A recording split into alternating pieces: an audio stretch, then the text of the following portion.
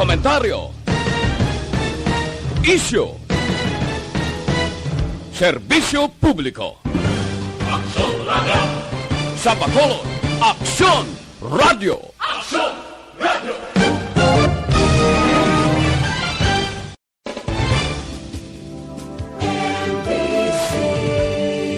Manila Broadcasting Company. Sa balita, komentaryo, isyu, serbisyo publiko. Aksyon Radio! Sa Bacolod, Aksyon Radio! Aksyon Radio!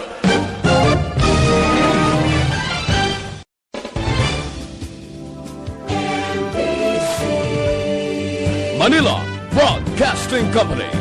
Sa balita, komentaryo, isyu, serbisyo publiko. Aksyon Radio! Sa Bacolod, Aksyon Radio! Aksyon Radio! Aksyon Radio Philippine Standard Time, las 6:34.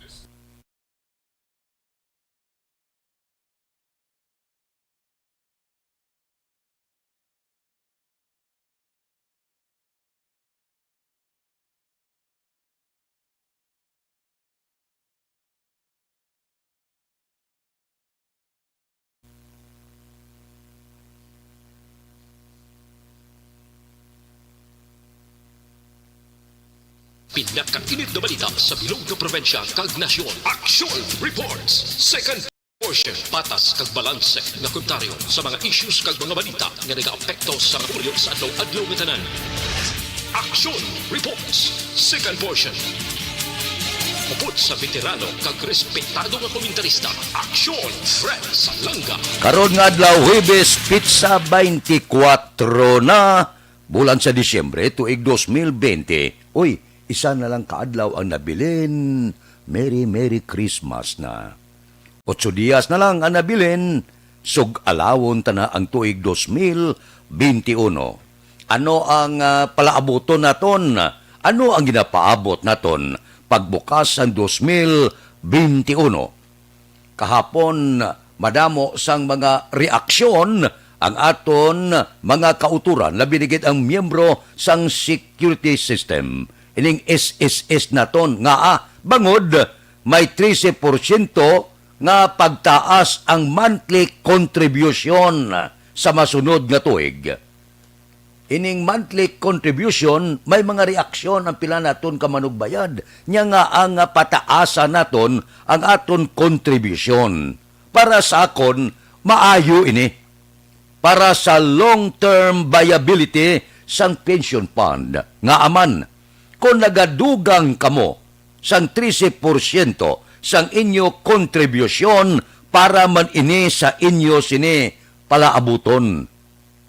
Kung maayo ang pondo sang social security system, hindi lang kay makabulig kamo sa mga pensioner naton nga mga kauturan, kundi makabulig pa kamo sa mga ulihing henerasyon.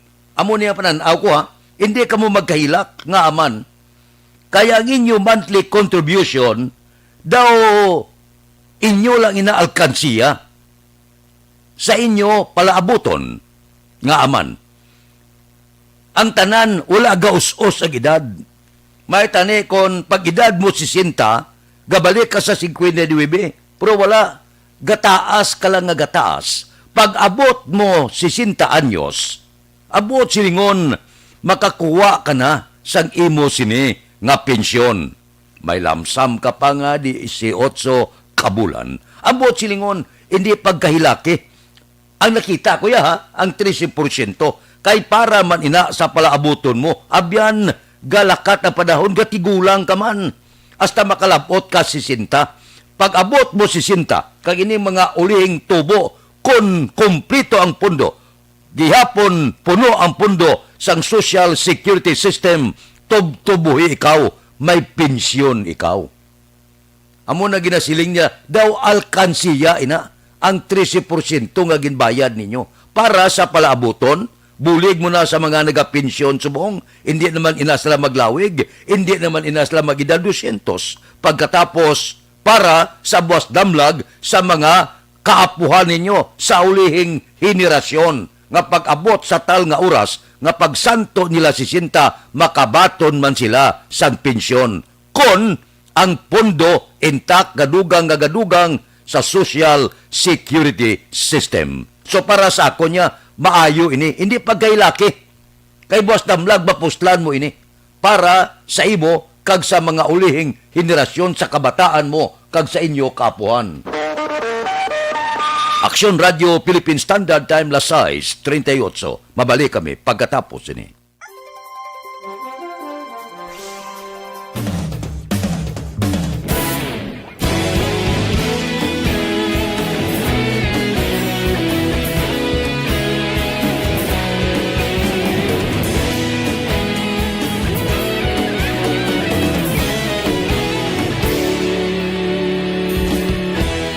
Agapasumbanwa, mabugaw nga hangin nagadapyan na. Ikaw na ginapamati, alamon ginasandigan. Tingog sang probinsya, kamatuuran ginapalap na. Minsay nga may dala, paglaom kag kasanan. Tinuig na nagligan, ikaw gihapon ang ako nga istasyon. Sa pagbutlak sang adlaw, sa pagtuhaw sang biton. Mga balita, may dala inspirasyon. Aksyon radyo, bakulog man sa gihapon. Padayon aksyon radyo, bakulog sa luto sa imo. Padayon aksyon radyo, salamat sa pagserbisyo. Patas kag balanse, patuod na mensahe, wala sang hinadang pilihan. Padayon aksyon radyo.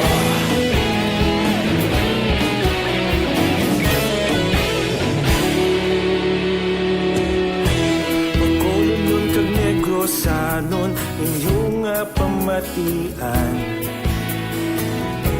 Istasyon nga nagapalaplag sang kamaturan.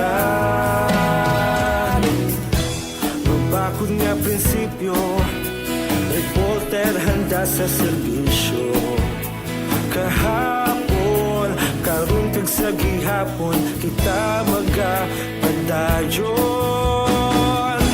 Tinuig na nagligan, ikaw gihapon ang ako nga istasyon. Sa pagbutlak sang adlaw, sa pagtuhaw sang biton. Mga balita na may dala inspirasyon. Aksyon radyo, bakolon man sa gihapon. Padayon aksyon radyo, bakolon saludo sa imo. Padayon aksyon radyo, salamat kit sa pagserbisyo. Patas kag balanse, matuod na mensahe, wala sa ginadang piligan. Padayon aksyon radyo. Una sa balita, una sa aksyon, sa Bacolod Aksyon Radio. Una sa balita, una sa aksyon, sa Bacolod Aksyon Radio. Kita ulog na ngay, sansan ano ang kahintangan. Responsable at ang balita, pagdahin na ipalak na. Malasig pero sigurado, aksyon na may dalang pagpalanggan.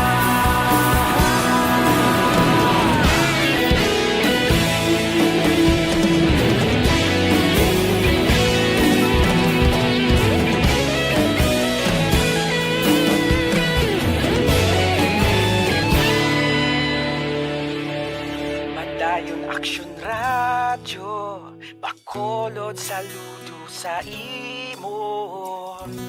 Padayon aksyon radyo, salamat kit sa pagserbisyo. Padayon Action Radio, bakulod sa litro sa imo. Padayon Action Radio, salamat isa pa serbisyo. Patas kag balanse, matuod ng mensahe, walasang ginadampigan. Padayon Action Radio.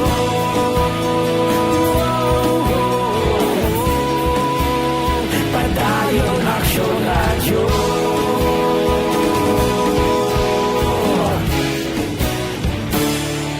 Padayon Action Radio.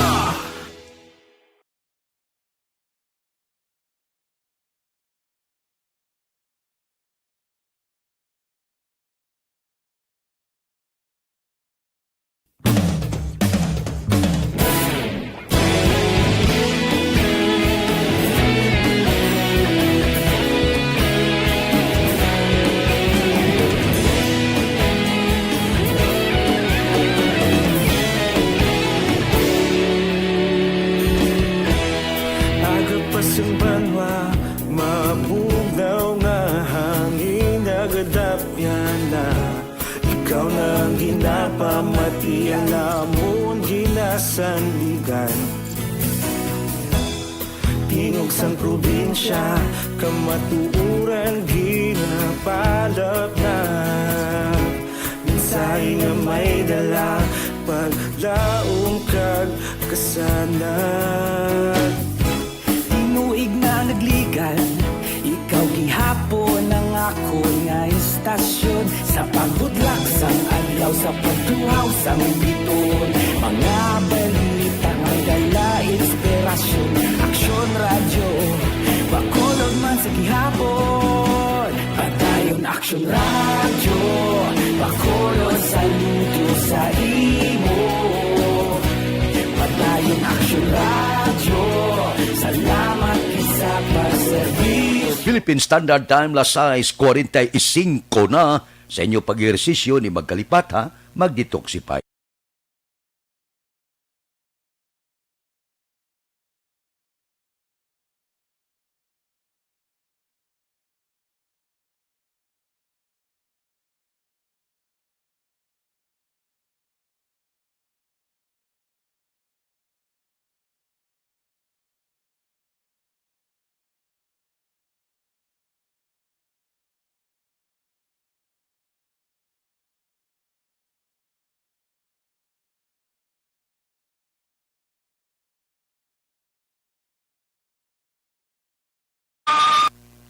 Aksyon Radio Philippine Standard Time, las 6:46. Amuning hindi maayo nga balita ko. Ang survey sang Social Weather Station. Amak mo anom sa napulo ka mga Pinoy nagapati. Nga nagligad nga mga 12 ka bulan nangin pigado imol miserable ang ila sini pagpagabuhi. Amo ini ang labing uli nga survey sang SWS, Social Weather Station. Pero, ang sa Pulse Asia Survey, sa gihapon ang Pinoy, wala gasurinder. Amo laning bilib ko sa Pinoy mo.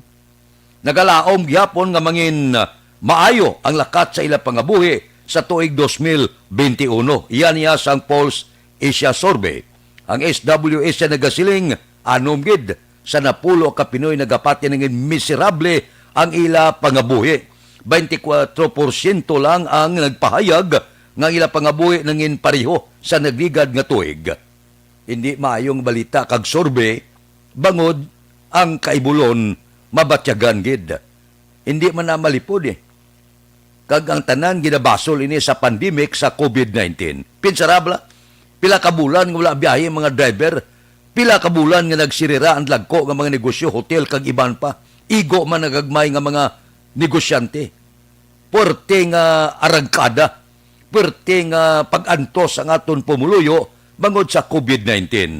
So, rason ini kung nga anom sa napulo ka Pinoy sa 12 ka bulan nga nagligad nangin miserable ang ila pagpangabuhi. Pero, ang Pulse Asia Survey nagbuhi bala sa ginatawag naton paglaom nga ang Pinoy sa gihapon nagalantaw nga kabay pa mangin Mayo. Ang lakat sa ila pangabuhi sa tuig 2021. Amo ini ang pananawan sa aton mga kauturan sa pagbukas sa tuig 2021. Ang ako niya nga pangabay sa inyo bilang Paskwa kag binsahe para sa pagbulag sa tuig, padayon lang kita nga magmapisan. Kaysa kapisan, wala kita ginagutom. Amo na yang akong pagpati mo. Kung mapisan lang ang tao, hindi kagid magutman. Magmapisan lang. Kag ang aton bala pananawan, hindi kita magdula paglaom. Nga buwas damlag sa tuig 2021, makaulo alibantar ang aton pangabuhi. Aksyon Radio Philippine Standard Time las 6:48. Mabalik kami pagkatapos ini. Pantayan sang tanan, ginapakilala sa Panyawan Plus. Hindi pa rin natatapos ang laban natin sa COVID-19. At sa labang ito, isa sa pinakamahalagang armas natin ang tamang impormasyon. Importanteng maalam tayo kung paano ba natin mababawasan ang tsansang mahawaan tayo ng COVID-19. Pero, ano nga ba ang alam natin ngayon tungkol sa pagkalat ng COVID-19? Base sa kasalukuyang pag-aaral, ang COVID-19 ay sumasama sa droplets sa tuwing may umuubo, bumabahing, kumakain, nagsasalita, o kahit sa paghinga. Kadalasan, hindi natin namamalayan ang pagtalsik ng mga droplets na ito dahil hindi sila nakikita. Ano naman ang magagawa natin para maibaba ang exposure natin o tsansang magka-COVID? Kailangan nating maibaba ang exposure mula sa virus tuwing nakikipagsalamuha tayo sa iba. Isa sa pinakamainam na tool ang face mask upang mabawasan ang ating exposure at ang pagkalat ng COVID-19. Kaya naman, face mask ang bida topic natin for today. Binabawasan ng mask ang tsansang makahawa at makapanghawa tayo sa ibang tao. Ayon sa current studies, kaya nitong bawasan ang ating risk of infection ng 67%. Ngayon, napakadami ng face mask na available para sa atin. Ika nga options, options, options. So, how do you get to decide which one to use? I-ready ang inyong mga phone at i-screenshot ang mga comparison na ito ng iba't ibang mask.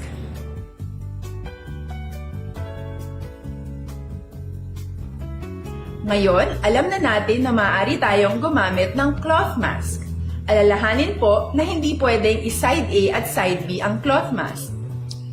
Labhan ito araw-araw gamit ang maligamgam na tubig, detergent at bleach.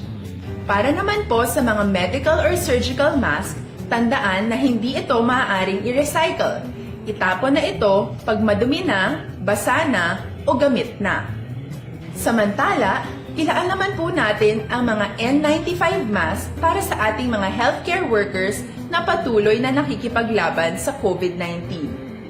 Huwag din po nating kalimutan na hindi natin nirerekomenda ang paggamit ng N95 respirators with valve. Habang kaya nitong protektahan ka sa virus, hindi naman ito mapoprotektahan ang mga tao sa paligid mo, lalo na kung may sakit ka. Of course, face masks are not enough to protect us. It should still be coupled with other preventive measures. According to studies, kung magsuot ka lang ng mask at didistansya ng at least 1 metrong layo sa iba, mababawasan na agad ang tsansa mong makahawa at mahawaan, kaya ituloy lang natin ang pagprotekta sa ating mga frontliners at komunidad sa pamamagitan ng pagiging bida. B. Bawal walang mask. I. Isanitize ang mga kamay at iwas hawak sa mga bagay. D. Dumistansya ng hindi bababa sa 1 metro. At A. Alamin ang tamang impormasyon. Lahat tayo ay may responsibilidad sa isa't isa na bawasan ang risk nating makuha ang virus. Ang pagsunod sa ating minimum health standard ay isa ring paraan para sabihing nirerespeto kita at gusto ko pareho tayong ligtas. Ang mas agarang pagsasabuhay ng B, I, D, A ay makakatulong sa mas mabilis nating pagbalik sa malusog na bayan. Muli, ako po si Dr. Beverly Ho. Lagi po nating tandaan, sa panahon ng pandemya, bida ang may alam.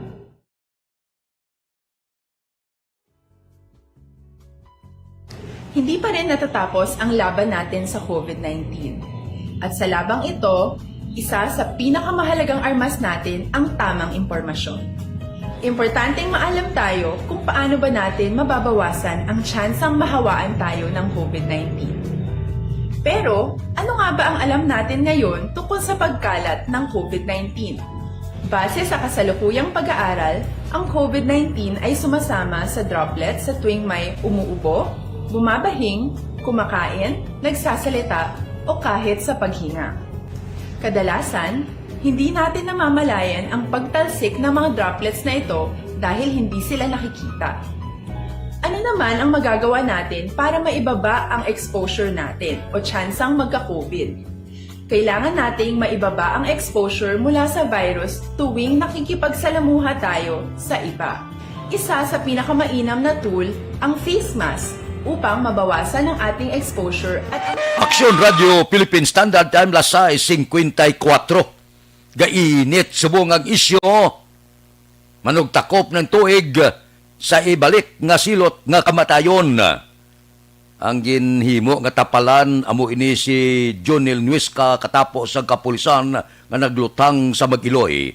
Bangod sini nag-init ang dos anay sa death penalty. Si Interior Secretary Eduardo Anyo kahapon siling niya death penalty silot ka kamatayon ang dapat sa mga kapulisan nga nagahimo sang heinous crime. Kon liwat buhion ini sang Pilipinas ang ipamatbat sa mga kaso nga dapat silot nga kamatayon amo ang para sa drug lord, sindikato sanduka, heinous crimes kag ang kahimuan sa kapulisan o kon uniform personnel. Puerte, no? Bangod sini pagkapatay sa Mag-Iloy, uminit gid ang pila naton ka mga mamalida, pila ka mga sektor ga panawagan nga ibalik gid ang silot nga kabatayon. Na untlat lang ini sa itong panahon, kundi kung magsala, do panahon ato ni Presidente Gloria Macapagal Arroyo, bala mo. Nga ginuntat ang silot nga kamatayon. Sa unaya, ginabutang ikaw sa silya elektrika. Ginakuryente ka. Kag may ara gaswet sa kuryente na, may tabon ang mata. 3 o 2 na sila para wala sa makaibalo kung sino nakapatay. May lethal injection. Amo na siya ang pila ka mga silot nga kamatayon. Pero ang nabiliban ko ya, nga silot ng ara ka sa duta do impyerno na, amo ini ang ginaduso ni Anay House Speaker Pantaleon Arbares. Perte mo, sunugon kabuhi. Perte amo niyang pinakanami nga silot. Perte, mas brutal pa niya. Amak mo nga ang iyaya question, sunugon kabuhi ba? Do impiernos duta ba? Pagkapatay mo kung suno sa mga kasulatan, itagbong ka sa kalayo. Ti, kadua kay tagbong Sinulod ka na sa kalayo, sinunog ka na sa duta sunugon ka pa sa impierno ba? Anong tsura mo tuman? Galing ang aton diya, kung sunugon ka pagwa mo abo. Amo nang kuan, perte yan, no? Bile ba? Grabe siya, Speaker Pantaleon Alvarez. Sobra ka brutal sa tanan nga mga silot nga kamatayon. Amak mo pisaw-pisaw mata mo, isulod kay mo sa nagadaba-daba nga kalayo. Asos, oo. Ga pamati lang ko sang report niya, matiyag ko ga palangatol bilog ko glawas. Do hindi ko maintindihan kung anong batyagon mo. Inang isulod ka blada, kag magwa mo abo, por Diyos, por Santo, daw gakalam ang sulok-suloko. Aksyon Radio Philippine Standard Time Lasay 57. Mabalik kami pagkatapos ini.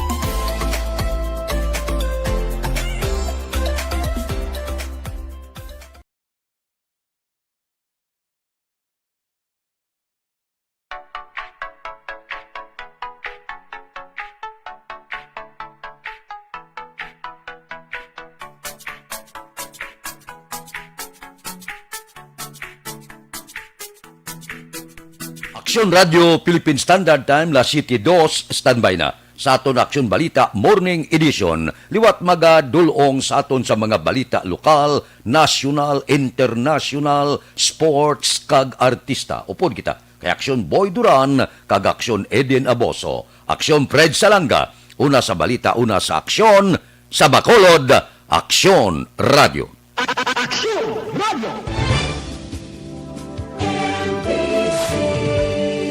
Manila Broadcasting Company.